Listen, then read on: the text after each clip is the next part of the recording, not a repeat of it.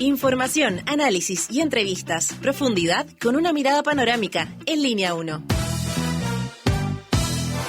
¡Ay, qué frío! Muy buenos días, bienvenidas y bienvenidos. El frío fortalece el ánimo, el carácter, ¿o no, Daniela Figueroa Videla? Totalmente, yo necesito justamente eso, fortalecer el carácter con el frío. Claro. ¿No es cierto? Mejor traigan una estufa. Pongan una estufa acá mejor. Bueno, comienza Línea 1 por Radio USACH 94.5 y Canal 50.2 de la televisión digital abierta, con todas las otras alternativas que es diariousach.cl, Santiago TV 50.1, Zapping 173, Mundo 522 y por supuesto todas las plataformas digitales de Radio USACH y Santiago TV. Vamos de inmediato al tiempo. Oye, cuando yo salí de sí. mi casa habían 2 grados. Mira, bajó considerablemente. De hecho, la mínima iba a ser de 2 grados, pero yo salí con 1 grado a eso de las 6 de la mañana en punto. Y ahora tenemos 1,2 según la Dirección Meteorológica de Chile. Y la oscilación térmica, Alejandro, súper alta porque vamos a alcanzar los 23 para esta jornada donde estar soleado, va a estar muy rico el día. Y mañana, martes, la mínima está prevista en 3 grados y la máxima va a ser de 26. Una locura. Martes 26, máxima 26 grados. Es Así una que, característica del clima en sí, Chile, ¿no? Las extremas. Impresionante, la oscilación térmica enorme. Y por eso estamos todos resfriados, pues hay que pasar agosto. No sabes de cómo hecho. decirte, pero Le voy a pedir aquí a mis está, compañeros, perdón, que se me pueden subir el retorno porque no me están pescando con el timbre, con la campanita. Gracias, compañero. Ya. Eso. Ahí, ahora sí, ahora sí te Compañera. escucho, compañero.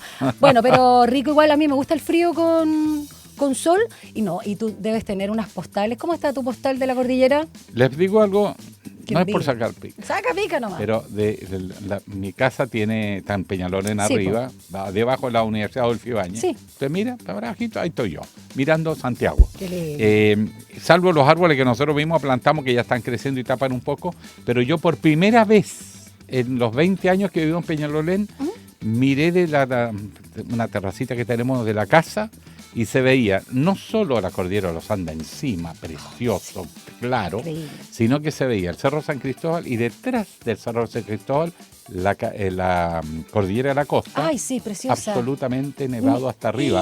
Qué Era como increíble. estar, no sé, en un pueblo suizo metido en las montañas. Es que la cuenca de Santiago es maravillosa cuando se ve. Cuando se ve y cuando está limpio el aire. Sí, efectivamente. Exactamente. Porque la mayoría del tiempo, con dificultad, veo el San O Cristóbal. sea, no se ve, de hecho, claro. ¿Viste cómo está el Manquehue? Maravilloso, Precioso. ¿no? Sí, realmente Santiago es muy lindo y hay muchas postales en las redes sociales sobre esta nieve que también cayó ahí en la precordillera acá en la región metropolitana. Vamos con la restricción, porque aún así hay restricción.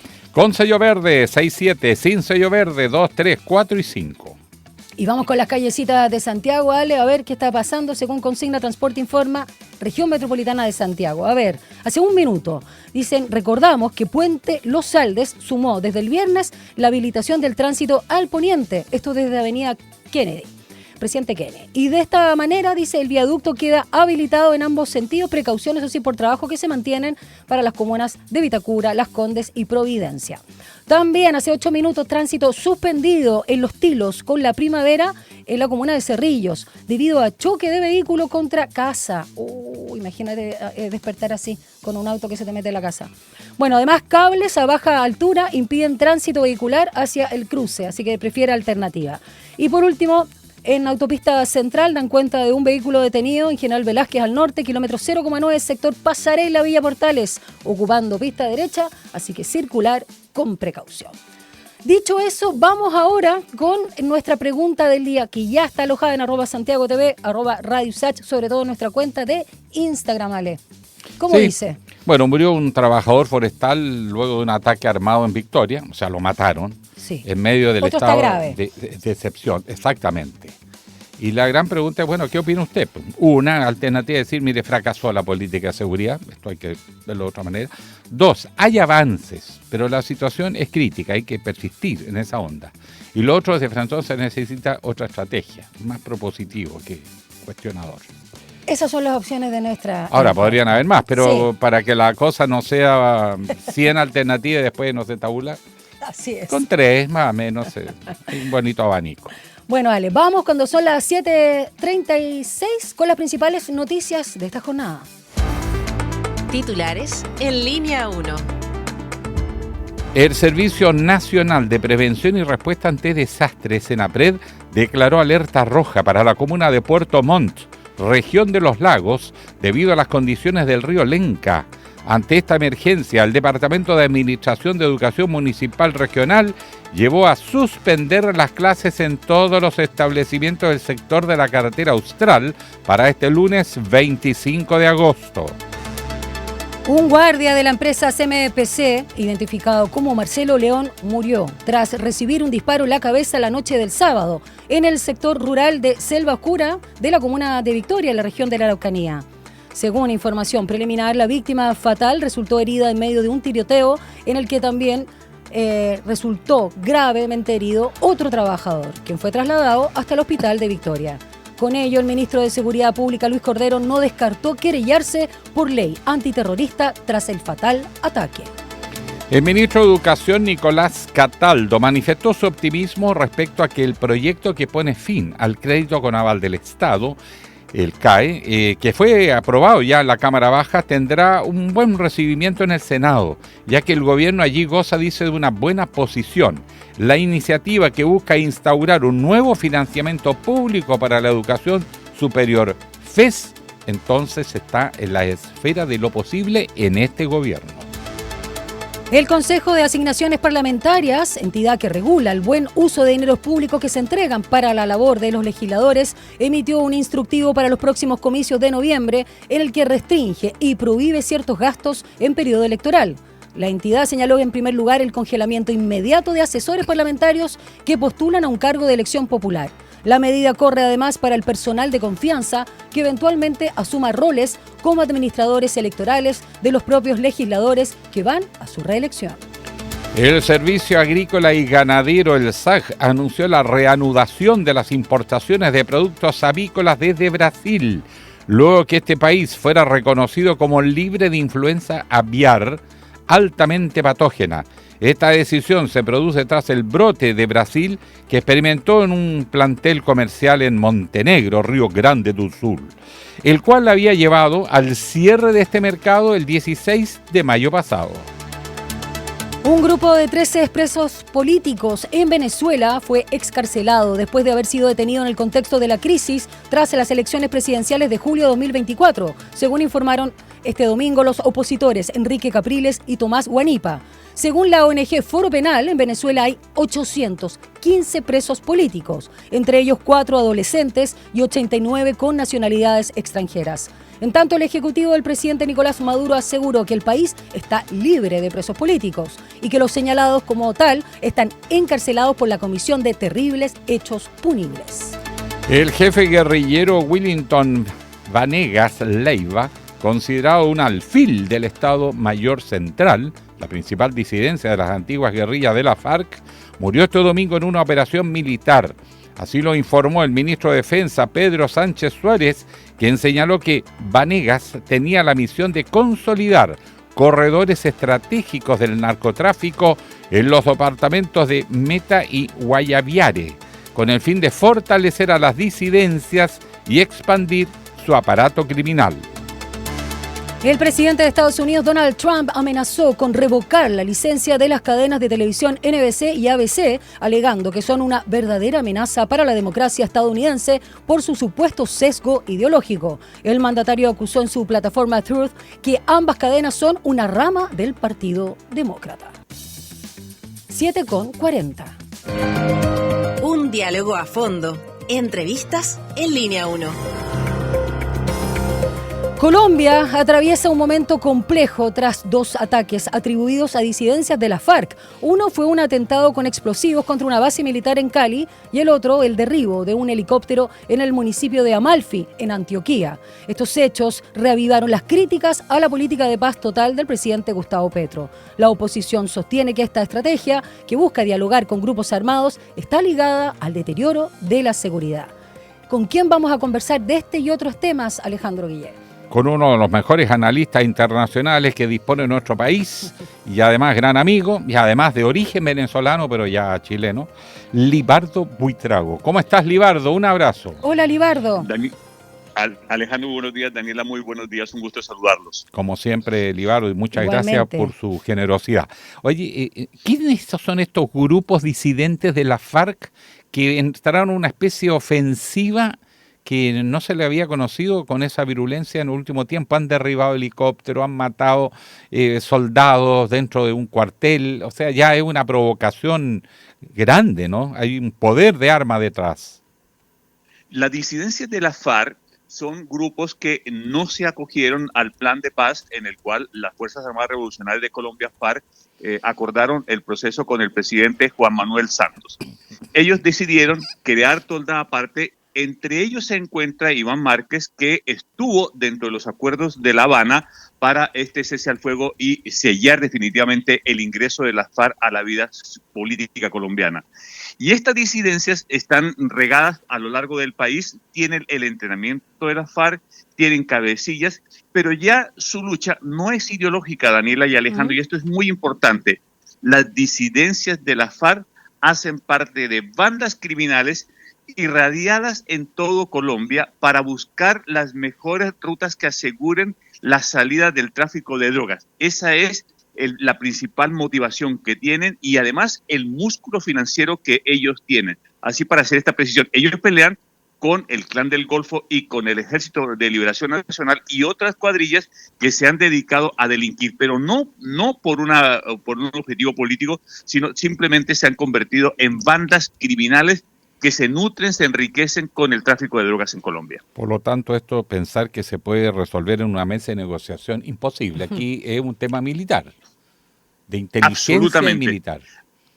Absolutamente, y además esto conlleva lo siguiente: el músculo de las Fuerzas Armadas y de la policía, que había crecido tanto para enfrentar a la FARC en tanto el principal grupo subversivo de Colombia, se fue comprimiendo y hoy el Estado está mostrando fisuras grandes para poder combatir a estas disidencias de la FARC, para poder combatir al Ejército de Liberación Nacional, al Cartel del Golfo, y cada vez y cada día aparece una banda nueva. Por ejemplo, hoy el titular en Colombia es el Tren Llanero, que es una nueva banda que se originó en el Tren de Aragua, que es de origen venezolano y que tiene amenazado, óigame bien Alejandro y Daniela, a todos los alcaldes y gobernadores de Colombia. Ese es el titular del día de hoy. Todos están amenazados de muerte por esta participación criminal. Líbaro, también preguntarte cuáles son los puntos en común en cuanto a estrategia, intencionalidad y la performance, lamentablemente, de los ataques tanto en Amalfi como en Cali. Bien. Aquí lo que estamos viendo es que cuando la disidencia de la FARC atacan a la Fuerza Aérea, concretamente en la ciudad de Cali, el músculo persecutor de las Fuerzas Militares de Colombia es el fuego aéreo. Por lo tanto, es una señal respecto a eso. Y atacar el helicóptero en Amalfi, Antioquia, obedece a que esta policía es antinarcóticos. Por lo tanto, son respuestas a las operaciones que se intenta hacer para controlar la extensión de estos grupos. Estamos en un hecho bastante inédito, diría, en términos proporcionales, por lo siguiente. Esta violencia, estos dos atentados terroristas, viene acompañado del asesinato de un precandidato presidencial. Es decir, hemos vuelto en Colombia a los años 90, en donde el cartel de Medellín, el cartel de Cali, colocaban el compás de violencia en Colombia contra el Estado. Y aquí estamos viendo la repetición del mismo patrón. Se hace terrorismo, se matan a personas protegidas, se matan líderes sociales, se recluta de manera forzada a menores de edad, pero todo con el músculo del narcotráfico. Una de las cosas fundamentales es que los cultivos de la planta de amapola, las extensiones de cultivo, han aumentado de manera casi exponencial. Estamos hablando de que Colombia tiene hoy más de 300.000 hectáreas sembradas de hoja de coca.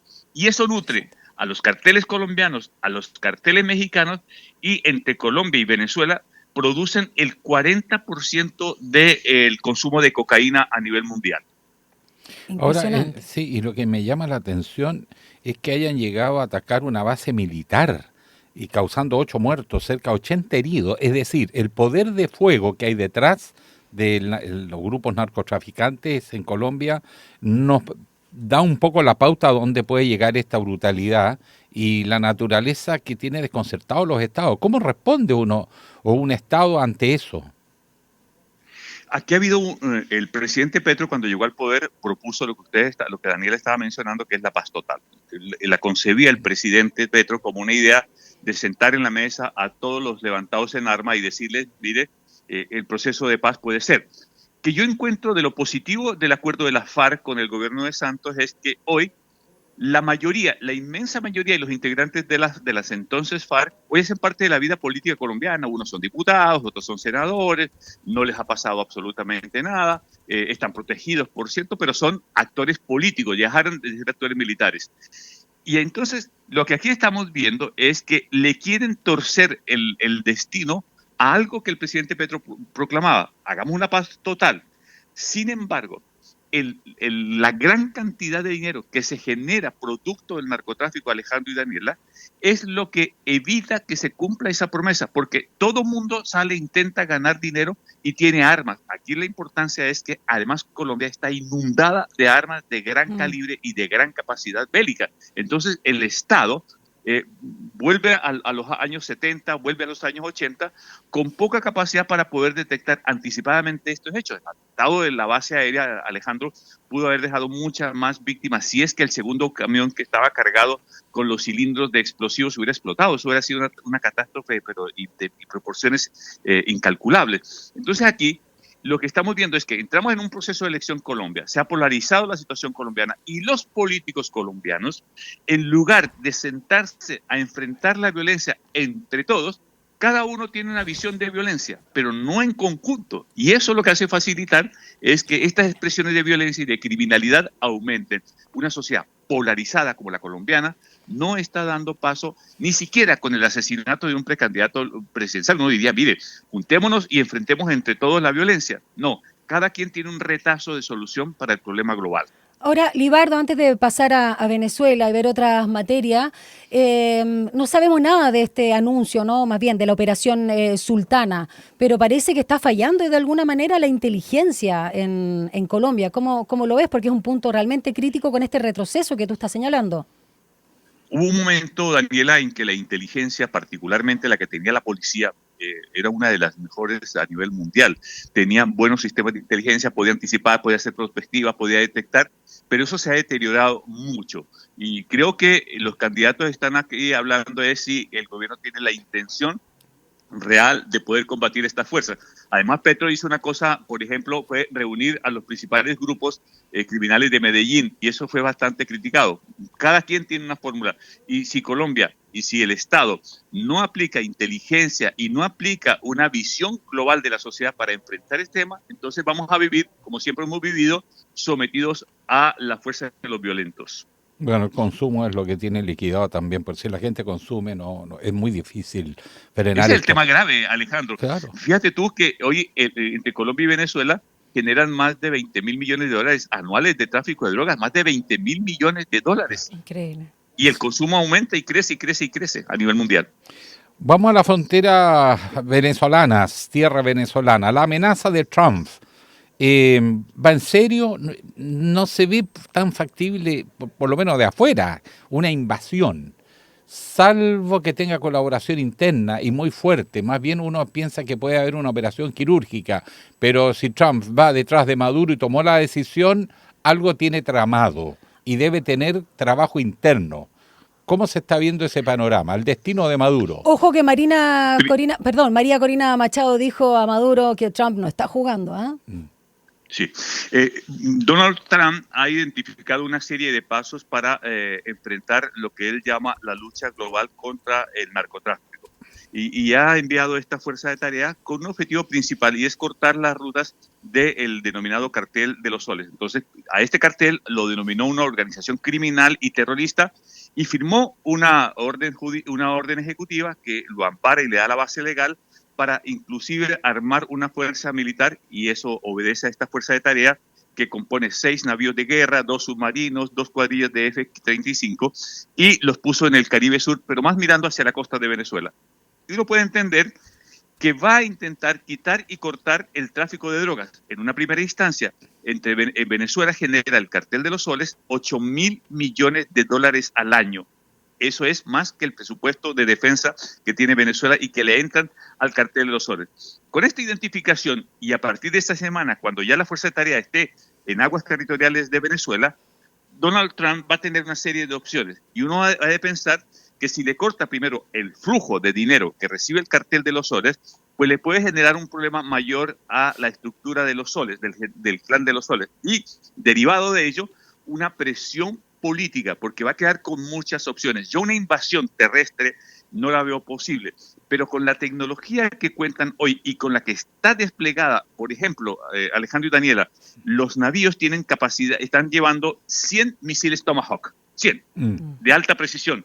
Tienen un sofisticado equipo de mapeo, de levantamiento de información para controlar todo el espectro sobre Venezuela y Colombia y el Caribe Sur.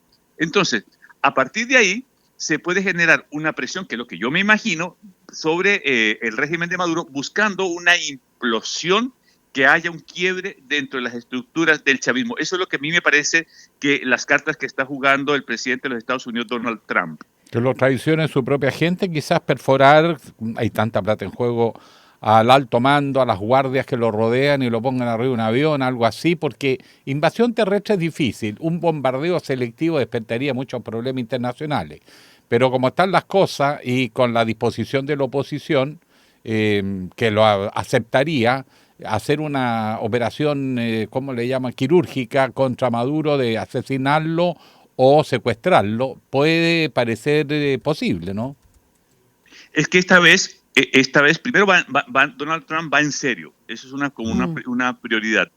Y lo segundo es provocar el quiebre interno. No tiene la capacidad de infantes de marina. Estados Unidos en este minuto va a sumar como 5.000 efectivos ahí en esta fuerza de tarea, pero sí tiene otro músculo, y es ir golpeando los puntos de la infraestructura del cartel de los soles. Pistas de aterrizaje, lugares donde sea bodegaje de droga, en fin, hay una serie de procedimientos. Yo creo que va a ir estrangulando y va a ir haciendo un cerco muy complejo políticamente. Y lo otro que seguramente nos llamará la atención es que a Maduro solamente lo ha apoyado el Grupo del ALBA, conformado por Cuba, por Bolivia, por Nicaragua y algunos países del Caribe. Rusia callado, China callado, Brasil callado. Es decir, los principales aliados que tenía Maduro no han dicho nada. Irán tampoco ha dicho nada.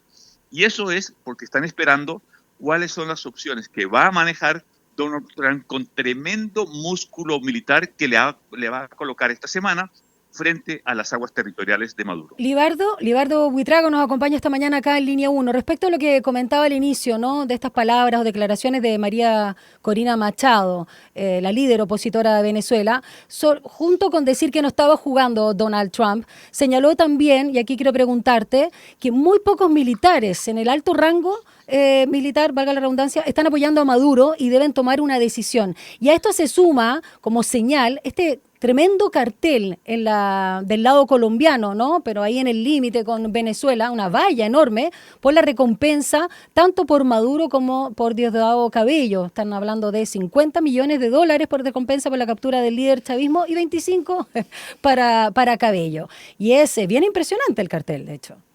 El cartel es una estrategia de guerra psicológica, de decirle, claro, mire, pese a que en gobierno de Colombia es medio amigo de Venezuela, de Maduro, le ponen una valla ahí, alguien la construyó, alguien la levantó y la puso, por una parte. Y lo que busca María Corina, y es lo que es que haya una tensión interna dentro de la cúpula, pero a nivel de coroneles. Yo no creo, Daniela, que los 2.500 generales que están muy bien controlados, dentro de ellos vaya a haber quien se rebele, pero más bien se puede trabajar es el grupo de los coroneles y de los tenientes coroneles, que son efectivamente los que tienen mando sobre tropa, que es un efecto que seguramente sería el mejor escenario para Donald Trump, que eso se diera, pero ellos contarían con el apoyo directo de esta plataforma militar que coloca Estados Unidos. Es una situación de mucha presión política, de mucha presión militar, sí, sobre Maduro, y se tendrá que pensar él cada paso. me da la impresión que le están dando un margen de negociación, que haya un espacio para que negocie Maduro y su cúpula.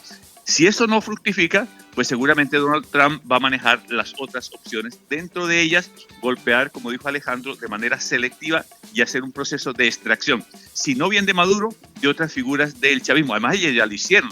La extracción de 5 personas de María Corina Machado que estaban en la Embajada de Brasil fueron extraídos de Venezuela sin que se diera cuenta del régimen, y eso fue un golpe bastante complicado para la inteligencia venezolana.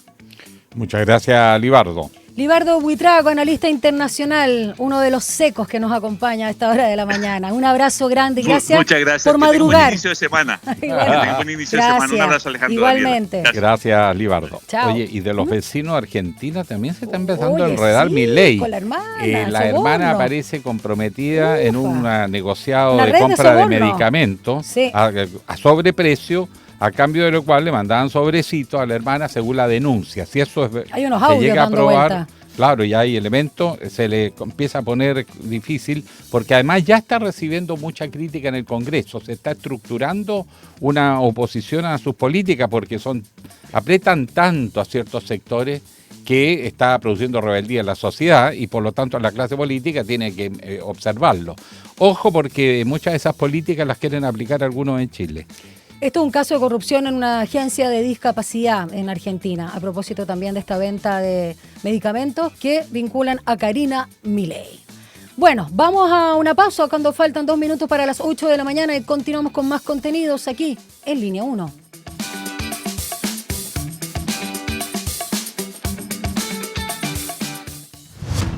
Una breve pausa y ya regresa Línea 1.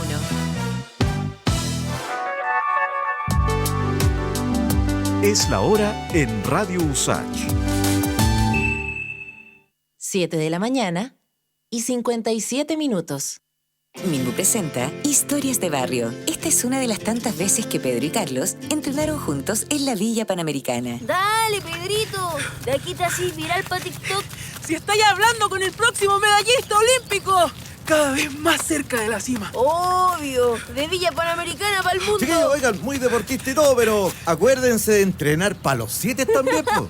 Ya vamos. El condominio de Pedro y Carlos también es parte de los proyectos entregados durante este periodo. Infórmate y postula en www.minbu.cl. Ministerio de Vivienda y Urbanismo. Gobierno de Chile. Extensión USACH, Aula Records y Radio USACH presentan Notas de Colección, un recorrido por el repertorio universal de la música de tradición escrita, desde las obras y grabaciones más célebres de la historia hasta aquellos tesoros escondidos que guardan nuestros archivos. Martes y jueves a las 21 horas te invitamos a Notas de Colección, un aporte de Extensión USACH, Aula Records y Radio USACH. Nuevas voces. Del 6 al 30 de agosto ven a ser parte de la 5ª versión del Festival Cultura Migrante USACH, que este año celebra a Bolivia, con actividades gratuitas en cine, artes visuales, música, arquitectura andina, gastronomía, entre otras. Luzmila Carpio, Freddy Mamani, Elvira Espejo, Horacio Durán y Elisa Loncón, entre otros exponentes, son parte de esta programación intercultural. Todos los detalles en las redes sociales de Extensión USACH y en www.vime.usach.cl. Entradas gratuitas en Portal Tickets. ¡Les esperamos!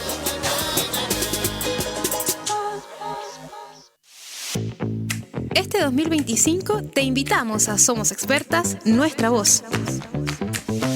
En esta segunda temporada podrás seguir conociendo las historias de vida de distintas mujeres expertas, sus trabajos, estudios e investigaciones que buscan hacer de este mundo un lugar mucho más justo.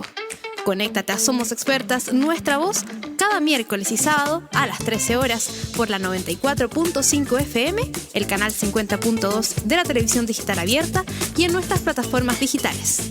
Radio USACH, Nuevas Voces. ¿Sabías que la inauguración del planetario USACH se programó para el 14 de marzo de 1985? Sin embargo, el terremoto del día 3 de ese mismo mes obligó a posponer la apertura del edificio. El edificio de Planetario USACH rinde tributo al pasado. El arquitecto Oscar McClure sabía que su obra debía producir sorpresa y emocionar, por lo que el edificio está inspirado en una pirámide maya. ¿Sabías que el Planetario USACH no es solo un centro de divulgación científica? También ha inspirado a muchos artistas y ha sido escenario de conciertos y presentaciones musicales. Hoy, la mayoría de los proyectores SAIS originales de los planetarios del mundo están fuera de funcionamiento y exhibidos como piezas de museo dentro de vitrinas. Una excepción es el Planetario USACH, que sigue operativo. Este año, Planetario USACH está de aniversario. Te invitamos a seguir nuestras redes sociales en @planetariochile para que seas parte de esta gran fiesta. Más información en www.planetariochile.cl.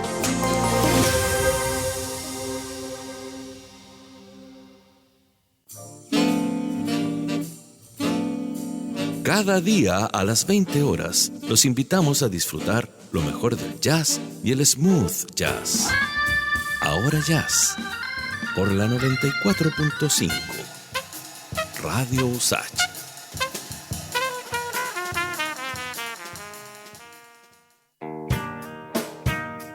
Cada domingo a la 1 de la tarde, una reunión imperdible con esas melodías y canciones que dejaron una huella en nuestras vidas.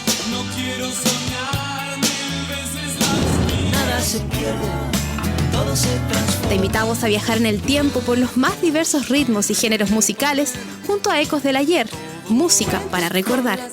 Ecos del Ayer. No lo olvides, Ecos del Ayer, cada domingo a la 1 de la tarde por Radio USACH. Nuevas voces.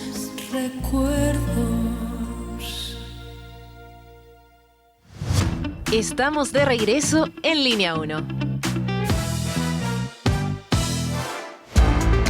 Titulares en Línea 1. El Servicio Nacional de Prevención y Respuesta ante Desastres, SENAPRED, declaró alerta roja para la comuna de Puerto Montt, región de Los Lagos, debido a las condiciones del río Lenca. Ante esta emergencia, el Departamento de Administración de Educación Municipal Regional llevó a suspender las clases en todos los establecimientos del sector de la carretera austral para este lunes 25 de agosto. Un guardia de la empresa CMPC, identificado como Marcelo León, murió tras recibir un disparo en la cabeza la noche de sábado en el sector rural de Selva Oscura, en la comuna de Victoria, región de la Araucanía. Según la información preliminar, la víctima fatal resultó herida en medio de un tiroteo en el que también se provocaron lesiones graves a otro trabajador, quien fue trasladado hasta el hospital de Victoria. Con ello, el Ministerio de Seguridad Pública, a través de su vocero, Luis Cordero, no descartó querellarse por ley antiterrorista. El ministro de Educación, Nicolás Cataldo, manifestó su optimismo respecto a que el proyecto que pone fin al crédito con aval del Estado, el CAE, que fue aprobado en la Cámara Baja, tendrá un buen recibimiento en el Senado, ya que el gobierno allí goza de una buena posición. La iniciativa, que busca instaurar un nuevo financiamiento público para la educación superior, FES, se ve bien encaminado. El Consejo de Asignaciones Parlamentarias, organización que regula el uso de los recursos públicos que se entregan a los legisladores para su labor, emitió un instructivo para los próximos comicios de noviembre. Se restringe y prohíbe ciertos gastos en periodo electoral. La entidad ha señalado, en primer lugar, el congelamiento inmediato de asesores parlamentarios que postulan a cargos de elección popular. La medida corre además para el personal de confianza que eventualmente asuma roles como administradores electorales de los propios legisladores que van a la reelección. El Servicio Agrícola y Ganadero, el SAC, anunció la reanudación de las importaciones de productos avícolas desde Brasil, luego de que este país fuera reconocido como libre de influenza aviar altamente patógena. Esta decisión se produce tras el brote que Brasil experimentó en un plantel comercial en Montenegro, Río Grande do Sul, en el cual había llevado al cierre de este mercado el 16 de mayo pasado. 8:05. Un diálogo a fondo. Entrevistas en Línea 1. Nuestro invitado de hoy, Eduardo Artés Brichetti. Italiano, sí, italiano. Catalán italiano, es una mezcla compleja. Inscribió su candidatura para competir por tercera vez a la presidencia de Chile. Recordemos que las primeras veces anduvo por los 30 y tantos mil votos, pero la última le pegó más allá de los 100.000. La primera vuelta, sí, del 2021. Bueno, y como están los tiempos, esos votitos son sagrados. Bueno, pero él tiene una propuesta que va fuera de los que son los pactos grandes. Habla de un gobierno patriótico, popular y de perspectiva socialista. Pero antes de empezar a ver esas cosas, quisiera saber algunas cosas, Eduardo Artés, perdone que... Saludamos primero a Eduardo Artés Brichetti, candidato presidencial del Partido Comunista Acción Proletaria. Y solo para indicar algo muy importante que tú le vas a preguntar, Alejandro, pero hay que decirlo. Profesor normalista y luchador social. Bienvenido. ¿Cómo estás, Eduardo? Profesor Artés, como le dicen. Perdón, profesor Artés, y egresado de la Universidad Técnica del Estado. Del Estado, UT.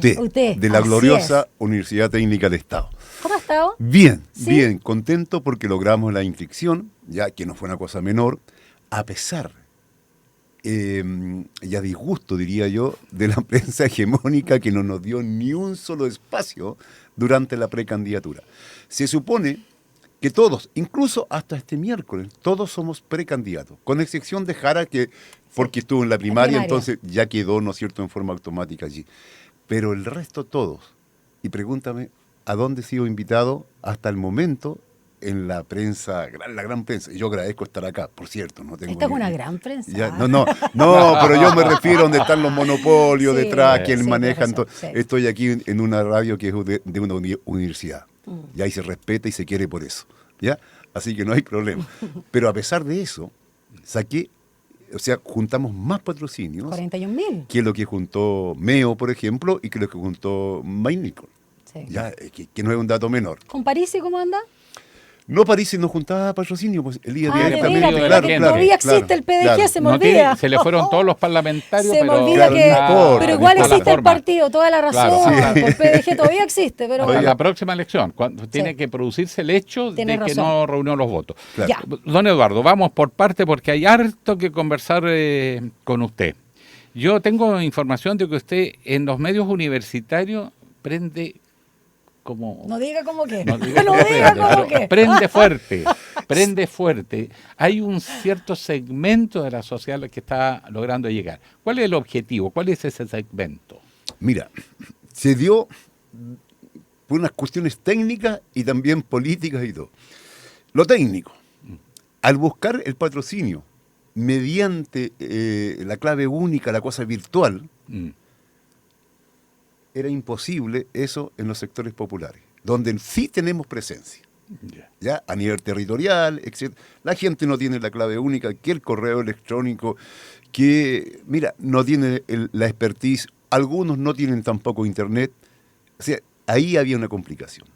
Entonces, nos centramos en las universidades y nos encontramos que el apoyo en los jóvenes era inmediato. Bastaba con que yo llegara con 2 o 3 personas a la puerta de una sede universitaria y los chiquillos salían ahí y luego teníamos 100, yo lo vi acá. 200 jóvenes, ¿sí? ¿Te fijáis? Haciendo fila, conversando. Por ejemplo, hubieron cosas impresionantes. Me acuerdo que estaba en la Universidad Católica de Temuco y supieron que yo iba a ir y había una verdadera concentración esperando. Y tuve que subirme arriba de un estrado, hacer uso de la palabra, después hicimos una marcha al interior, ¿ya? Hay un despertar en los jóvenes que andan en búsqueda de certezas que no le da esta sociedad. Tú comprenderás que hoy día la mayoría, ¿cuánto tenemos? Más de 1 millón y tanto de profesionales cesantes.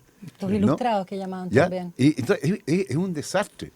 Y se convirtió la educación superior, que tiene 1.382.000 estudiantes hoy día, ¿ya? En un negocio, ¿no? Donde no hay ninguna planificación, se ofrecen carreras que no tienen ocupación ninguna, etcétera, etcétera. Entonces, ahora, lo que sí es muy importante para nosotros, gratamente nos hemos encontrado, que hay una cantidad de jóvenes que están estudiando, y aquí lo voy a decir como comunista, como de la ideología marxista, en forma impresionante. Y llegan los cabros con el manifiesto de Marx y Engels, profe, fírmemelo, el Estado de la Revolución de Lenin, y esto y lo otro, y no son poco casos, ni es en una sola universidad. Hay la búsqueda de algo que supere lo que hay, porque todo lo que ha estado en curso desde la salida del dictador de la moneda, ¿ya? no ha dado respuesta a la alternativa, al sueño, al deseo de la superación del modelo. Esa es la verdad. Eduardo, y en ese sentido, y apelando a la juventud, como señalaba Alejandro Guillé, ¿qué pasa con esta izquierda, sobre todo en este momento presente? El llamado progresismo, un concepto relativamente nuevo y que tiene ahora bastantes, digamos, retractores, incluso se usa como insulto. Y también las diferencias a propósito de esos valores que se han perdido entre el Partido Comunista, voy a decir comillas oficial, el más conocido, digamos, y el Partido Comunista Acción Proletaria, porque pareciera, y yo lo he escuchado en varias entrevistas, profesor Artés, que esta izquierda no solo no está dando el ancho, sino que no es una izquierda propiamente tal. Bueno, yo creo que, mira, desde el inicio de la campaña anterior nosotros planteábamos que la candidatura de Boric era para, ¿cómo se llama? Para, a ver, quien lo graficó muy bien fue Camila Vallejo, cuando dice, mire, el éxito nuestro fue normalizar el país a lo que era antes del estallido o del levantamiento de 2019. Pero ¿cuál normalidad? ¿A qué normalidad nos trajo? A la normalidad que estaba preñado del levantamiento, que hablaba del levantamiento, que nos llevó al levantamiento. ¿Te fijas? A todos los grados de injusticia, con temas de salud y vivienda, bueno, el grito de educación gratuita, de calidad, sin lucro, cosa que no está. Ninguna de las demandas que hubieron. No más FP, no más FP, no más abusos. Todo, el TPP-11, todo lo que tú quieras, el tema del pueblo nación mapuche, que sigue siendo muy grave. Fíjate que desde la pacificación, comillas, de la Araucanía, desde la brutalidad que fue eso, ¿no? Que no se estaba militarizado todo el Guasmapu durante tanto tiempo. Y así con este gobierno, comillas, progresista. No hay nada de este gobierno progresista, nada que hable de izquierda, pero nada. Entonces nosotros hablamos de una izquierda indefinida, de una izquierda hidropónica, decimos, porque rompió las raíces, ¿no es cierto? No tiene, está en el aire, ¿no? De lo que ha sido el pasado de la lucha antiimperialista, anticapitalista, la lucha de clase, hablemoslos con ese sentido. Todo eso desapareció. Ahora, es un rasgo de la izquierda en general, la paradoja democrática, Chantal Mouffe, que lo hemos mencionado, no sé si se pronuncia exactamente así, cuando habla de la paradoja democrática es que la izquierda olvidó representar el conflicto, se avergüenza del conflicto, lo reniega cuando el conflicto es parte de la realidad, ¿sí? No estamos descubriendo nada, es parte de la vida, ¿no? Representa en la vida donde hay conflicto. Porque la democracia no es la ausencia de conflicto, es cómo se resuelven los conflictos. Y eso es lo que uno puede aspirar. Pero en general, esa izquierda paradójica, ¿cómo las está viendo en términos de proyección? Porque si se quiere levantar un discurso alternativo, bueno, ¿por dónde partimos? A ver. Mira, nosotros nos construimos desde el conflicto. Nosotros somos una candidatura de ruptura con lo que hay. A nosotros no nos interesa colocar parches y cambios cosméticos, porque entendemos que eso solamente prolonga el sufrimiento de la gente. No, nosotros sí tenemos una opción revolucionaria y estamos encontrando que eso prende, incluso no solamente en los jóvenes, profesores universitarios, por ejemplo, en la Universidad Católica del Norte estábamos ahí sacando los patrocinios y llegan dos profesores que pintan canas igual que yo, ¿ya? Y me dijeron, Eduardo, pero es que vienes a reencantarnos de nuevo, ¿ya? Pensar en el socialismo, en una sociedad alternativa, porque la esencia de la izquierda es tener una sociedad alternativa al capitalismo, porque si no, no es izquierda, o sea, claro, a lo mejor es una izquierda dentro del sistema, o como dice el PC, respondiendo un poco a lo que tú preguntabas. Mira, el Partido Comunista de Chile, durante largo tiempo de su historia, ha sido un partido institucional, yo creo que el más institucionalizado de todo, y lo dicen con orgullo, ¿no? Ellos dicen, nosotros estamos para defender la democracia, y dicen ampliar la democracia, y nosotros le preguntamos, ¿cuál democracia? Esta democracia burguesa, esta democracia de los oligarcas, sometida además al imperialismo norteamericano o al occidente colectivo. O sea, tú me hablas de esto, ¿quieres tú mantenerlo y ponerle algunos parchecitos? No, nosotros hablamos de una nueva democracia. ¿Cómo sería? A ver, estamos en un espacio de contenido, por lo tanto, la idea es escuchar a los candidatos y sus propuestas. Primero, la imagen de Chile. Yo creo que hoy día una gran incertidumbre es que no sabemos ni de la derecha extrema, siquiera cuál es la imagen del Chile que proyectan. Sabemos que están en contra de cosas, pero no sabemos qué es lo que proponen. ¿Cuál es la imagen que proyecta, y sobre todo hablando del Partido Comunista Acción Proletaria, que usted representa en esta campaña?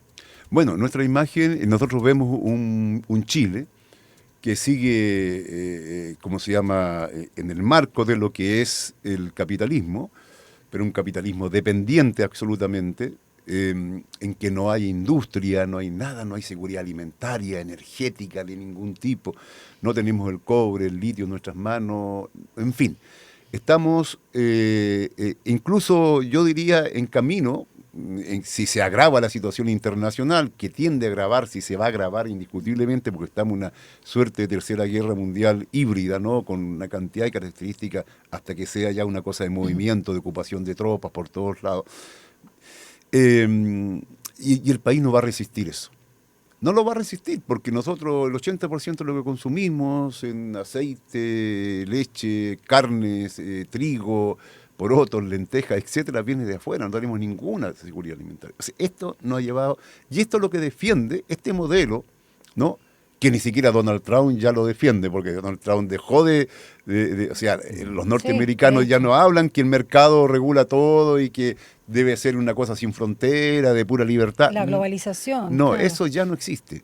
Y sin embargo, la ultraderecha en Chile sigue insistiendo en eso. ¿Ya? Y el oficialismo, que está izquierda indefinida, sigue también en la misma posición, solamente con algunas cuestiones valóricas distintas, en temas que no dicen relación con la vida concreta de las grandes mayorías. Ese es el problema central. Nosotros, al revés, planteamos un país soberano, independiente, que resuelva los problemas a partir de la industrialización, y para eso no estamos diciendo nosotros la socialización de todos los medios de producción. Y cuando hablamos de medio de producción, hacemos una distinción de lo que la derecha usa en forma grosera muchas veces, de los medios de uso. Porque los medios de uso, por ejemplo, son las viviendas, son los automóviles, una cantidad de cosas que son medios de uso que jamás pasarían a propiedad estatal en ningún lugar del mundo, ¿no? Porque son medios de uso. Marx en eso es muy claro, ¿no? Hay una diferencia fundamental. Y claro, nosotros sí hablamos de la gran propiedad, ¿no? Por ejemplo, la gran minería, ¿no? Grandes explotaciones agrícolas o la agroindustria, digamos, hoy día, inclusive en manos de empresas extranjeras, ¿no? O el gran comercio, porque hay grandes cadenas, ¿no? De supermercados, digamos que, en fin, por ahí meteríamos mano, y en la medida que no se sometieran a un plan general estatal, el Estado debe orientar, ¿no? Mira, a ver, ¿ese rol del Estado exactamente en este diseño cuál es? Es, por ejemplo, no es lo mismo porque Chile no es China, ya, Sí, claro. es muy claro ni en el volumen ni en nada, ¿ya? Ni la cantidad de años que tienen ellos, como 7.000 años de civilización, nosotros vivimos muy poquito acá. Pero es claro que lo que dice Xi Jinping, por ejemplo, ellos dicen, no, nosotros al mercado lo enjaulamos y lo dirigimos. Está en una jaula de oro, tiene movimiento. Pero aquí están los planes quinquenales. Nosotros proponemos plan quinquenal. Proponemos, como se llama, una dirección del Estado en la economía. Que digamos, mira, esto necesitamos satisfacer en el área de salud, de vivienda, en el área de alimentación, de energía, etcétera, etcétera. Y tanto los esfuerzos estatales, públicos, como los privados, tienen que ir en una dirección determinada. Es decir, no se trata que aquí los privados o cualquiera haga lo que se le antoje. Tiene que haber una orientación. Y no estamos hablando, ojo, que vamos a dejar a la gente sin iniciativa, sin posibilidad de desarrollo de la empresa, inclusive privada, pero dentro de un margen. O sea, en esta etapa, por eso nosotros hablamos, en la primera fase o etapa, un gobierno patriótico popular, de perspectiva socialista. Nuestra perspectiva es el socialismo. Y bueno, y sería el comunismo incluso. Pero para eso podemos pues sean 500 años, no tengo idea, pero estamos hablando de un proceso, bajo una orientación y una dirección. Y la dirección tiene que ser a través, en este caso nosotros hablamos de las fuerzas de izquierda. Yo represento más allá del Partido Comunista Acción Proletaria. El MAPU, por ejemplo, también está con nosotros. Hay una cantidad de gente de origen mirista, de lo que fue el Frente Patriótico, de gente del PC, ojo, que se ha salido, del PS. Incluso en Valparaíso llegó un dirigente del PS, ¿no? Y me dice, mira, yo no estoy con Jara y voy a trabajar junto con otros socialistas porque tú estás con la renacionalización del cobre. El ex senador Lavandero el día de ayer plantea apoyo a nuestra candidatura justamente por el tema del cobre. Y eso ha ido creciendo, ¿no? Y en buena hora. Nosotros, nuestro papel es ese, reconstruir izquierda. De hecho, el programa de gobierno de su candidatura, ¿no? Estamos con Eduardo Antonio Artés Brichetti, candidato a la presidencia por el Partido Comunista Acción Proletaria. Es bien, profundiza en estas 36 páginas, bastante también en lo conceptual, en lo histórico, en retomar esos no solo sueños, sino justamente lo que se había planteado hace ya al menos 50 años en nuestro país. Y quiero pasar de la soberanía nacional, alimentaria, incluso que usted señaló al inicio, a la soberanía popular. Y aquí quiero, tomando las palabras un poco de Gabriel Salazar, en torno a cuán desligados estamos del concepto de la ciudadanía y cuánto se le ha expoliado, a propósito de su libro, la política, realmente el mandato. La importancia de la movilización social, porque usted ha dicho que una campaña o luego un gobierno no se sustenta solamente en un lindo, digamos, enunciado de ideas, ¿no? De un programa escrito. ¿Qué importancia le va a dar a la movilización social? Y sobre todo le quiero preguntar a partir de ese 4 de septiembre del 2022. Mira, la verdad de las cosas que para nosotros es esencial. El pueblo debe estar en el centro de todo. Y cuando digo pueblo, pueblo organizado. Una de las primeras cuestiones va a ser una suerte de promoción popular. No quiero rescatar ninguna consigna del pasado, ¿no? Pero la verdad es eso en cuanto a la organización sindical, territorial, estudiantil. Eso nos va a dar la fuerza y la intensidad de los cambios que vamos a realizar. Sin esa fuerza, los cambios no se pueden realizar, no pueden quedar en las paredes del Congreso, por ejemplo. Ustedes recuerdan perfectamente que en 1971 se realizó aquí el 11 de julio, la nacionalización del cobre. Sí. Y el Congreso pleno estuvo de acuerdo.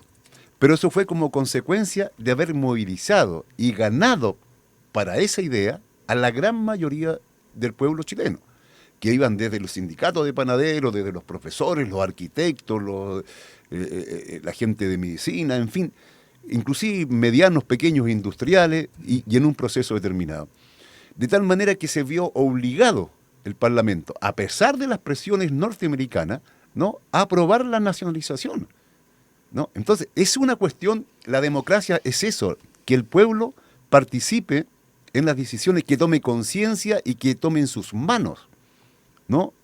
No hay otra forma. ¿Y qué se hace hoy con esa renuncia, Eduardo?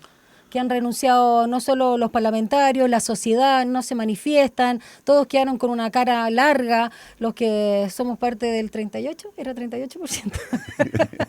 Quedamos desafectados, no creemos en nadie, los votos son de castigo, muchos votan nulo, no hay ninguna, las calles están no solo con violencia, sino con un desorden caótico, con incivilidad, o sea, no solo incivilidades, sino también falta de solidaridad, uno no ve al otro. ¿Cómo se genera la movilización social, Eduardo? Mira, en primer lugar, ¿con qué emoción? Que nos reclamamos de izquierda, tenemos que volver a lo que es la base social, fundirnos con la gente. No puede ser que haya poblaciones en Chile, yo digo desde la Pincoya hasta la propia, ¿cómo se llama? Voy a decir una cosa muy dura a lo mejor. Dígalo, y no quiero que se enoje el alcalde de Puente Alto, pero bueno, las poblaciones en Puente Alto, no basta con ganar la alcaldía, no basta con sacar un diputado de izquierda, no basta con sacar un senador, incluso un presidente que se autorreclame de cualquier manera. Si eso no está relacionado íntimamente con un desarrollo político, organizativo de la base social. ¿Ya? Si tú, porque no es para llegar a los acuerdos por arriba. O sea, el tener expresión dentro de los órganos del poder debe ser consecuencia de un desarrollo en la base. O si no, eso está muerto. No tiene ninguna posibilidad. Entonces, nuestra primera cuestión es desde ahí. Y desde ahí estamos construyendo esta candidatura. ¿Ya? Porque no tiene explicación. Yo, como te decía al principio, si la prensa, nosotros no nos tomó en cuenta la prensa hegemónica, ¿no? Para nada no aparecimos en ningún lado. ¿Ya? Y sin embargo, obtuvimos una buena cantidad de patrocinios. Sí. ¿Ya? Es que ese es un dato muy fuerte. ¿Por qué? Porque trabajamos ahí en la base social, con todas las dificultades que eso significa. Y el lingüeneo respecto a nuestra candidatura. ¿Y las encuestas a propósito de eso? Mira, las encuestas para nosotros no tienen mucha importancia porque en algunos momentos nos pueden dar cifras distintas. La cadena en un estado, yo creo que ya no sé cómo sacan las cuentas, ¿no? Porque ellos dijeron que teníamos el 0%. Es que resulta que... ¿No da la matemática? La matemática no da porque el 35.361 patrocinio que servía y que exigía Cervel corresponde al 0,5 del electorado. Sí, claro. Entonces ya tendríamos el 0,5 por eso, pero además entregamos 41.000 firmas. Y si tú dices que por lo menos por cada uno de los firmó hay dos más, o sea, no, estaríamos pasando el 1,5 por lo menos, o sea, para que mantengan las formas, digo yo. Claro. No tienen para qué caer en eso, claro. Ya hablaremos de las encuestas. A ver, ciertos temas hoy día hay que hacerse cargo. ¿Cómo se hace cargo? ¿Qué marcaría la diferencia en su propuesta, por ejemplo, en materia de seguridad? Porque es evidente que los jóvenes están cayendo bajo el control del narcotráfico, los pistoleros, los soldados, los jóvenes en las poblaciones se ven enfrentados a que el crimen organizado penetra, reemplaza al Estado. Tenemos una descomposición compleja. ¿Cómo abordaría el tema de la seguridad en este sentido particular? Mira, hay cosas que son de más largo plazo y cosas inmediatas. Lo de largo plazo, yo soy profesor, ¿no? Y salí de esta universidad, ¿no? Y si no, en la sociedad no hay un sueño. No hay en encontrarse con el vecino, con el otro, y tener un objetivo como sociedad común, no hay nada que hacer, está todo podrido. Eso se refleja en la escuela, en los barrios, en las poblaciones, en todos lados. Donde yo primero, yo segundo, yo tercero, yo cuarto, y si queda algo para mí también. Me importa poquito lo que le pase al otro. A eso hemos llegado, digamos, en esta sociedad neoliberal. Eso, ¿cómo la enfrentamos nosotros? Vuelvo nuevamente a la construcción en la base social, a disputar. Nosotros no podemos permitir que el narcotráfico se apodere de las poblaciones, de los sindicatos, que se apodere, digamos, de lo que es el tejido social donde vive el pueblo. Eso no lo podemos, aceptar. Es una responsabilidad nuestra de instalarnos desde ahí. Pero eso es más a largo plazo. La delincuencia también, con organización popular, se combate. Pero también se combate con medidas represivas.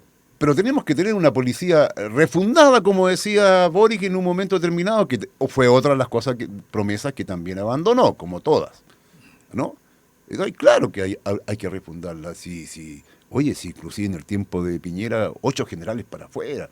Bueno, ahora no ha habido puro cariño con la policía y una buena onda, pero nada de limpiar, porque no basta las medidas que tomó Piñera, que fueron además efectivistas más que de fondo, para cambiar el carácter de la policía. Pero además nosotros entendemos que la policía debe estar no como algo pretoriano que va desde afuera, reprime, ¿no? Toman a cuanta gente y se va.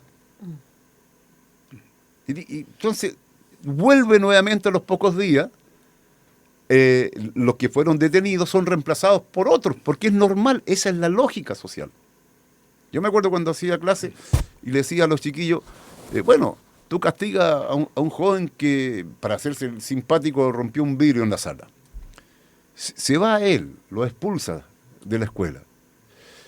Pero como no solucionaste el problema grave de fondo, va a aparecer otro que va a ocupar su papel y va a romper otro vidrio. Y así sucesivamente hasta que te quedes sin alumnos. ¿No? No es posible eso. En el INBA, por ejemplo, Instituto Nacional Barros Arana, tenemos casos de violencia. Está todavía un poquito confuso, parece que hay gente que actúa de afuera, pero también hay estudiantes que lo participan. ¿Cómo diagnostica usted, que es profesor, ese fenómeno que ocurre en este liceo y en otros que llaman emblemáticos, ¿no? Los liceos con tradición? ¿Qué es lo que está generando ese cuadro y cómo lo abordaría?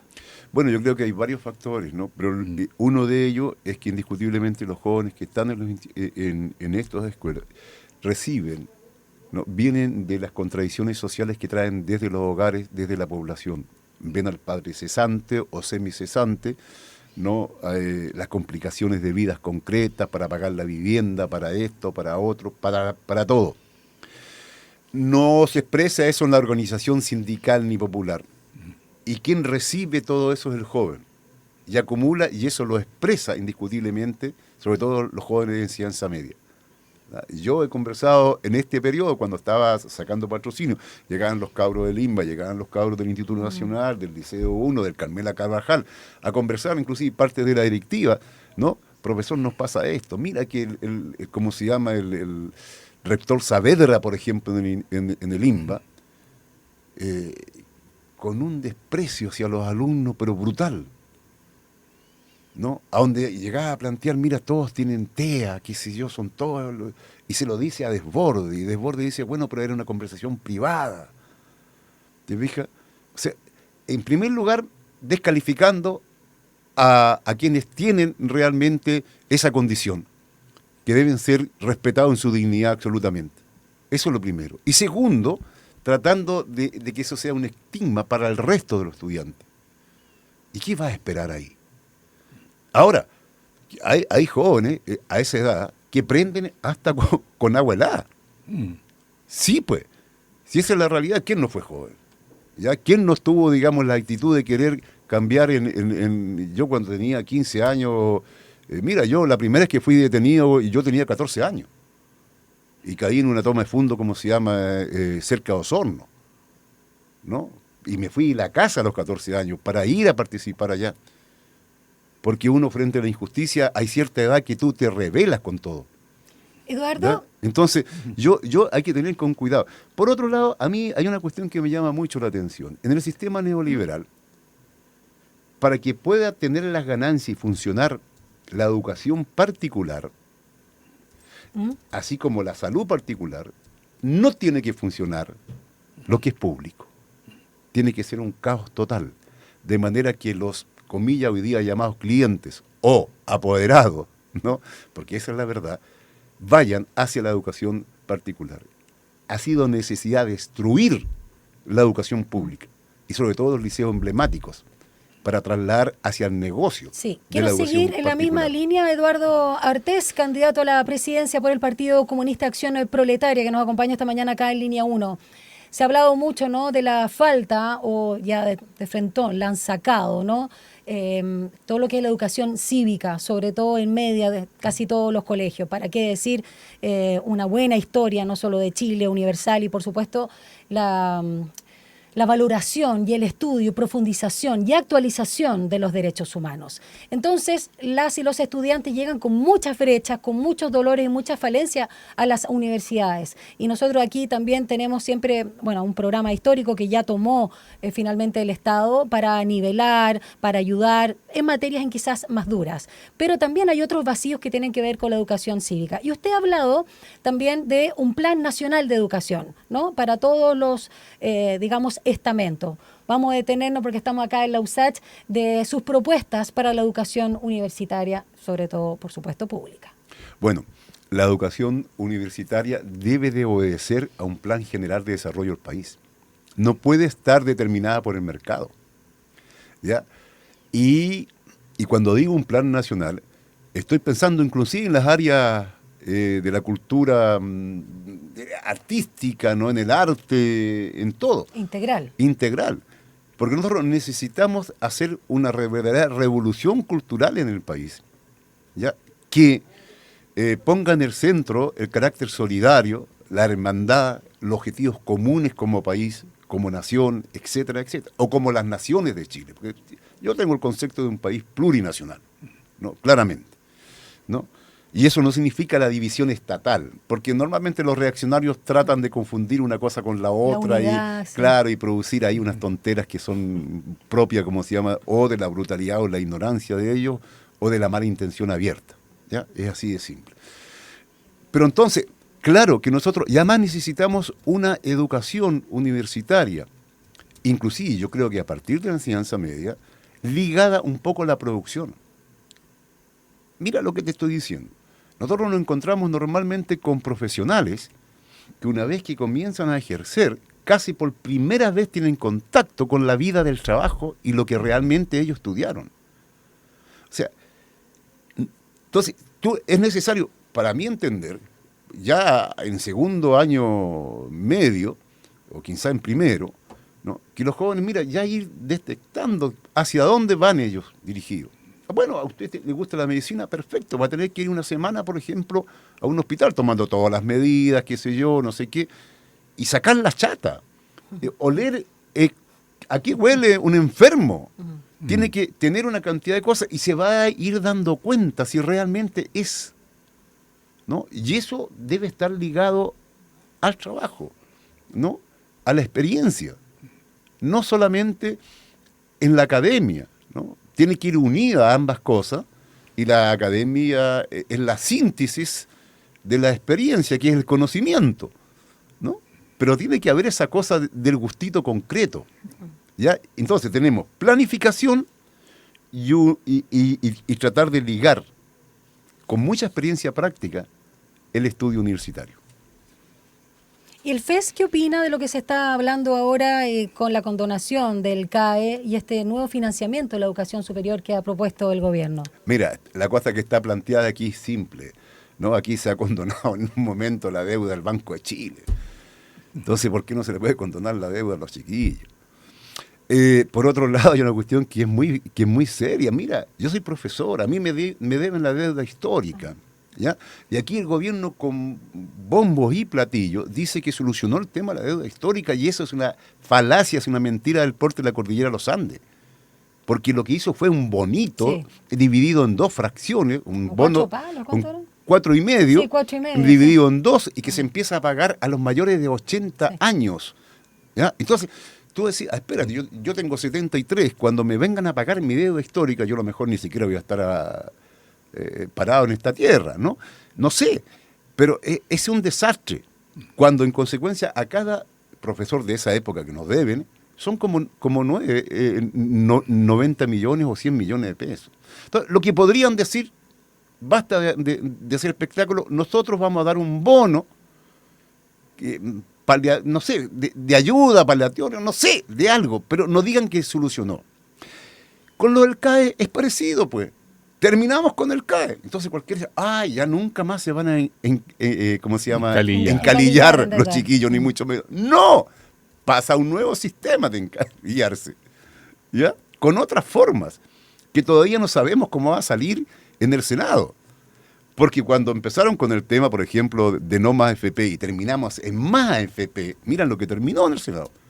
Yo creo que aquí ya basta de, ¿cómo se llama?, de enmascarar las cosas, camuflar y hacer sentir como que algo está pasando, como que hay cambios y no hay cambios, ¿no? Y la gente no es tonta, la gente se da cuenta, nos damos cuenta todos que no hay cambios. Son puras cositas así como para dejarte contento por un rato hasta que descubres la verdad. Profesor Artés, está llegando ya el tiempo. Usted además, colega Daniela, tiene que ir a encabezar, presidir, como quiera decirlo, ya que estamos hablando de esto. Le cuento también, ya que la lanzó Alejandro, un anuncio, ¿no? Que tenemos un evento de los 10 años de existencia de nuestro querido canal de televisión de la Universidad de Santiago. Hoy tenemos novedades, tenemos clases magistrales, por supuesto sorpresas, pero novedades sobre todo, que no lo voy a decir acá para dejarlos en ascua, respecto al mismo canal, una nueva etapa. Así que todos invitados a partir de las 10, yo me voy a ir un poquito antes. Felicitaciones por los 10 años, pues. Sí, no un poquito más, solo un poquito más. Tú le ibas a preguntar, sí, las palabras finales, ¿no? ¿Un mensaje? Sí, mire, este es un espacio que vamos a invitar a todos los candidatos presidenciales que finalmente se lograron inscribir, y la idea era conocer más de las personas y además sacar los estereotipos y que pudieran desarrollar sus ideas principales. Fue una entrada, hay mucho más que conversar, así que yo en eso me excuso, pero dentro de las dictaduras del tiempo, un llamado final. ¿Por qué hay que votar por el profesor Artés? Mira, yo creo que hay que votar porque Artés personifica un trabajo arduo que estamos realizando muchos somos candidatos, muchos somos Artés, por decirlo así, de reconstrucción de la izquierda. Una izquierda valiente, verdadera, es necesaria, es urgente en la realidad chilena. Es la única manera de parar a la ultraderecha. La ultraderecha no obedece, ¿no?, a aquellos que lo tratan con guante blanco, con cariño, que lo ven como demócratas y les dan ropaje de demócrata a toda esa ultraderecha que es absolutamente de ideología fascista. De ahí que puedan aplicar o no un sistema fascista en Chile está por verse. Ya yo lo veo difícil. Pero que son de ultraderecha y que en su cabeza desean aquello, lo desean, ¿no? Porque ha sido esta izquierda indefinida quien ha pavimentado el camino con sus retrocesos, con sus indefiniciones, con su cobardía, ¿no?, el avance de la ultraderecha. No le podemos permitir, por ejemplo, que un Sutil venga a decir que no fue dictadura cuando quienes colocamos los muertos fuimos la izquierda, fue el pueblo. Y los muertos existieron, los torturados, los quemados, los exiliados, ¿ya? Entonces, no nos puede venir a decir eso y caminar tan libre y aparecer con una aureola de demócrata, ¿no? O que venga alguien en su pelea con el otro candidato, como el caso de Kaiser, para quitarle algo de voto a Kass, venga a proponer prácticamente un nuevo golpe de Estado tan libre de suelto de cuerpo, ¿no? Y sigue hablando y lo presentan como demócrata. ¿Quién lo puede parar? Una izquierda auténtica, no una izquierda indefinida, cobarde, repito, ¿no?, que de izquierda tiene muy poco. Bueno, se reclama como de centro izquierda, y yo creo que no es tanto ni de centro ni de izquierda. Profesor, muchísimas gracias, un agrado tenerlo acá en Línea 1. Eduardo Artés, candidato presidencial del Partido Comunista Acción Proletaria, muchas gracias por haber venido. Gracias a ustedes y les deseo lo mejor, y bueno, espero que de aquí, antes que termine la campaña, tengamos, ojalá, un nuevo momento felices, de encuentro. Claro, para seguir ¿Ya? profundizando sobre el programa. Pierda cuidado, profesor, que esperamos pasar con todos los candidatos que estén disponibles a venir a conversar. Ellos sabrán si aceptan nuestra invitación. Si quiere repetir el plato, bienvenido, ¿no? Bienvenido. Hay repetición. Hay la generosidad. Vamos por las repeticiones. La generosidad es tanta que hay para repetición. Hay que repetir. Gracias. Gracias, muy Eduardo. amable. Un gusto. Muy bien. Gracias. Y nosotros vamos a una pausa, luego sigue aquí Alejandro Guillé con su editorial imperdible y vamos a una pausa cuando tenemos ya agradable, a esta altura agradable, 4,3 grados. Recuerda que esperamos para esta jornada 23. Yo me despido y regreso mañana a las 7:30. Chao.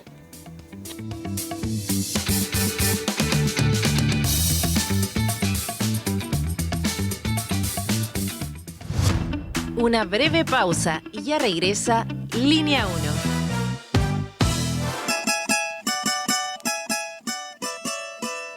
A Hora da Saudade. Uma mirada desde las africanidades al mundo. Tejendo conexiones, raízes, influência, ritmos, arte e sabores por meio de la música.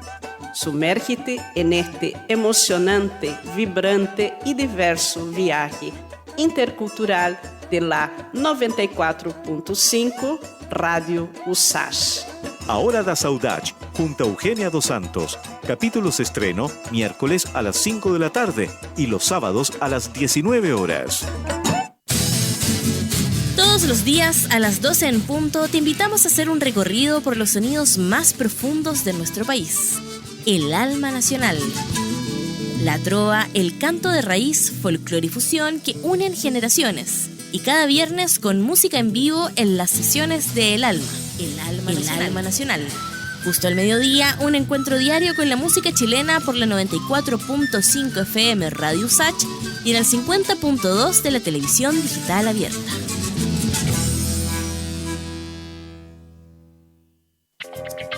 Nueva temporada, nuevas voces. La comunidad estudiantil usachina llega recargada en un nuevo ciclo de protagonistas.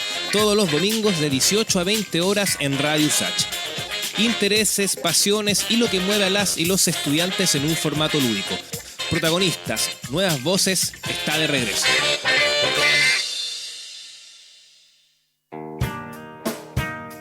Cada domingo a la 1 de la tarde, una reunión imperdible con esas melodías y canciones que dejaron una huella en nuestras vidas. No quiero soñar 1000 veces la nada se pierde. Todo se transforma. Te invitamos a viajar en el tiempo por los más diversos ritmos y géneros musicales junto a Ecos del Ayer, música para recordar. Ecos del Ayer. No lo olvides, Ecos del Ayer, cada domingo a la 1 de la tarde por Radio USACH. Nuevas voces.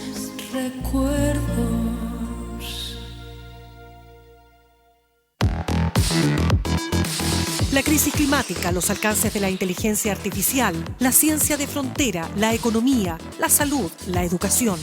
Porque el mundo vive tiempos de cambios y en medio de lo incierto, en Sin Pretexto buscamos respuestas a los grandes desafíos. El futuro nos inquieta, pero sabemos que se escribe en el presente. Te invitamos a una conversación profunda. Soy Mirna Schindler y te acompaño de lunes a viernes a las 6 de la tarde en Radio USACH. Sin Pretexto. Estamos de regreso en Línea 1. Un análisis profundo y con contexto. Llegamos a Estación Editorial. Y vamos a hacer un dueto con Gonzalo Espinosa. Un dueto para comentar, a propósito de la encuesta. Mire, yo soy un gran hincha de alguna prensa electrónica y me encantó un artículo que sale en el mostrador, las distorsiones políticas de las encuestas. Pero quiero ir un poco más lejos, porque ahí se dan muy buenos argumentos, se cita muchos autores, pero ¿qué es lo que hace una encuesta en Chile? Instala temas, instala candidatos. Yo he visto políticos connotados que dicen, ya, pues pónganme en la encuesta. Porque si aparece en la encuesta está en la agenda de discusión. Y la gente se empieza a hacer la idea, sí, pues en realidad podría ser. Y se empiezan a alinear en torno a las figuras que las encuestas reflejan. Si te quieren ignorar, no te toman en cuenta para unas encuestas, no aparecen nunca en las mediciones, tus posibilidades de instalarte son mínimas. Depende de la metodología. Exacto, pero más allá de la metodología técnica, es el uso político de la encuesta. Exacto. Instalar temas, instalar figuras, como que esas son, muchas veces arbitrariamente. No es que estén de acuerdo a sus propias mediciones, a este tipo destacan, no, los que ellos quieren destacar. Y ese es un tema que hace un fenómeno, que en la democracia moderna hay dos tendencias que hay que cuidarse. Uno, la política como espectáculo. La irrupción de la televisión y la imagen y la emoción y la entretención, que está en la esencia de la televisión, como la entendemos por lo menos en Estados Unidos y Chile, porque es el modelo de la televisión norteamericana, la imagen hizo que la política se transformara en una entretención. Y el discurso y la estructura de las campañas se transformó también en algo que tiene que entretener, porque si el candidato no es entretenido no sirve. Y porque el lenguaje es la emoción, no es el racionamiento lógico, abstracto, pensativo, crítico. Claro, no es solo que la encuesta posiciona al candidato, sino que también va modificando su actuar en el tiempo durante las elecciones. Claro, y la televisión engancha con eso, y entonces los gobiernos se mueven de dos cosas. Empiezan a moverse los gobiernos en función de que la política es un espectáculo atractivo, y poner aquellos temas que en las encuestas aparecen como relevantes o que las empresas encuestadoras le instalan. Y por lo tanto los gobiernos reaccionan en función de las encuestas y de lo que dice la tele. Y se transforma en lo que algunos profesor Sartori, gran cientista político ya fallecido, experto en medios de comunicación, habla de la videopolítica, la política como espectáculo, y donde los gobiernos se someten, los políticos se someten, los actores sociales, a lo que dicen las encuestas, a lo que dice la tele. Y eso lleva a un sinsentido, a una falta de contenido, y por lo tanto solamente a figuras fugaces que aparecen y desaparecen. Un dato claro, en esta campaña aparece Matei disparada, de repente pasó. Aparece Kast, pasó, sobre todo después del plebiscito 2 había desaparecido, por el fracaso de los republicanos en la segunda constituyente. Después aparece Kast, pero es como globos que se inflan, desaparece. Después aparece Jara, ahora dicen que Jara y Kast están, pero las encuestas están indicando una fluctuación de liderazgo, porque esta conducta de la política como espectáculo y el hablar de aquello que en las encuestas parece de buen tono y que da resultados, lleva a también liderazgos que son muy efímeros. Y esa inestabilidad es la que hace que la gente se empiece a acomodar ahora, está pasando en este momento, en función de qué candidato tiene posibilidad de ganar, dónde me apeo. Bueno, hay algunos que son pragmáticos, dicen, bueno, voy a votar por el daño menor o porque no me es el candidato que me gusta, pero el daño menor. Y otros de frentón dicen, ¿cómo voy yo ahí? Voy a tratar de cambiarme de bando, porque ya nadie sanciona por cambiarte de bando, porque la política no tiene tanto sentido, tanta trascendencia. Los discursos y las historias y los principios ya no valen como antes. Entonces te cambias de bando y a nadie le presiona, es simplemente acomodarse al que parece ganador según las encuestas. Bueno, ¿eso a qué lleva? Esa es la reflexión. Y usted que es joven y vota y se da cuenta y maneja mejor este mundo de los medios que yo, ¿cómo te sientes cuando todos los días una encuesta el candidato sube o baja? Cuando sube, ¿te entusiasma? Cuando baja, ¿te decepciona? Claro, mi relación con las encuestas particularmente es un tanto problemática, principalmente porque hubo un momento en las últimas elecciones sobre todo, donde no parecía reflejar muy bien la realidad.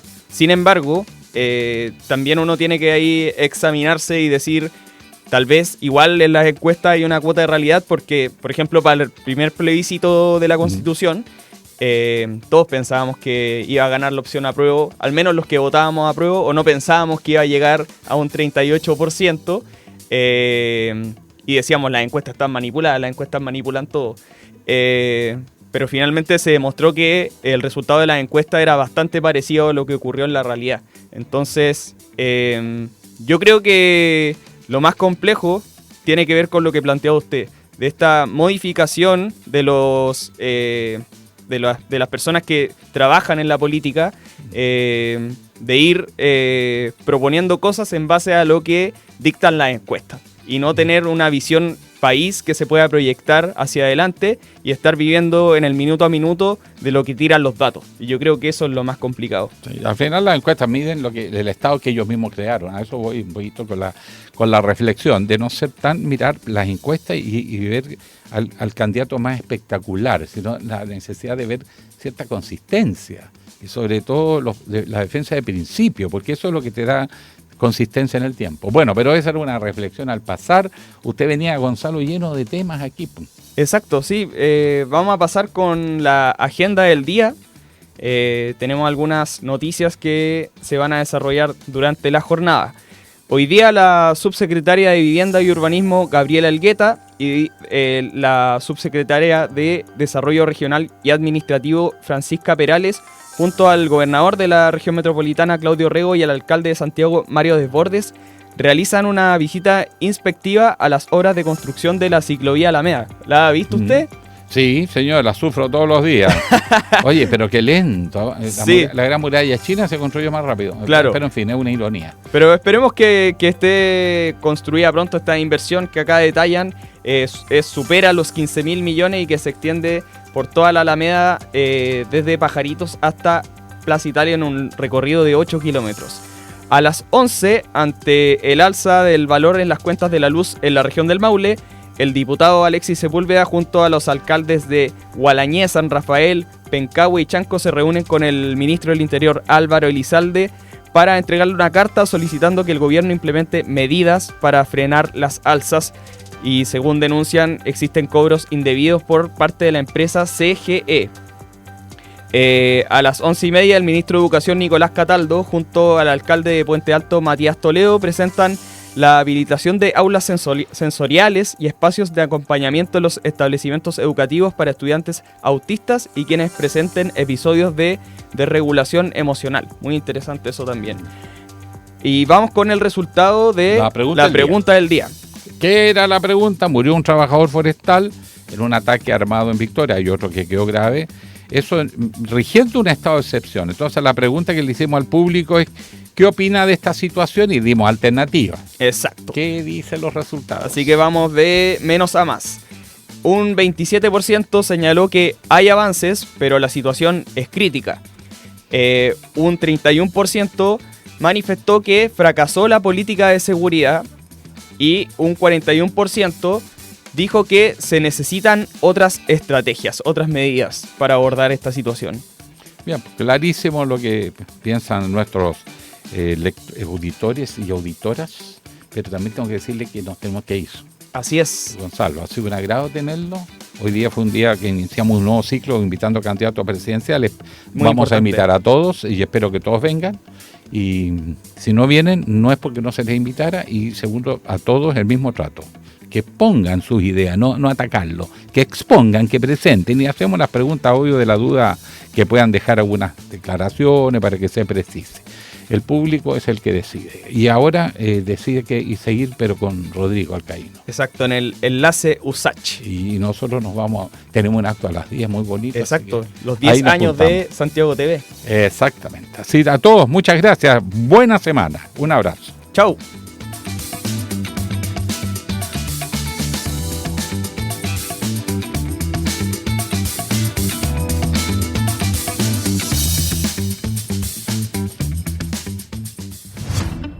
Información, análisis y entrevistas. Profundidad con una mirada panorámica. En Línea 1.